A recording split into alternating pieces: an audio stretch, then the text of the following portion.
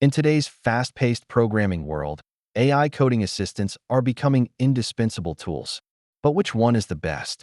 Cursor is designed to enhance coding productivity with features focused on user-friendliness and functionality. GitHub Copilot leverages AI to assist developers by providing relevant code snippets seamlessly integrated into their workflow. Let's compare how Cursor and GitHub Copilot fare when it comes to coding speed and efficiency. Evaluating the accuracy of code generation is crucial. How well do these tools handle various languages? Integration capabilities matter.